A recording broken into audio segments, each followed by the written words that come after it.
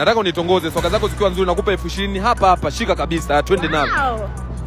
Oya, mambo po vipi hapo? Safi. Na nioneje kwanza Mnyamwezi, nimepoa, sina kashikashi wala nini. Kweli, lakini mimi na mtu. Una mtu gani bwana? Achana na huyo mtu. Mimi na mtu. Sikia kwanza nikwambie, unajua ni vitu vyangu kabisa. Ndio. Yaani naiona ndoa kabisa, Mungu kashatupa, kanipa mtu kabisa, tayari sina kashikashi wala nini. Mungu ameshabariki ndoa. Ndio. Sasa sikia. Ndio. Umekula? Sija. Acha uone sasa, Maimani anakupaga hela ya kula. Shika kwanza hela ya kula hiyo. Asante. Hela ya bando? Sina. Shika hela ya bando hiyo. Asante. Hela ya nauli unayo? Sina.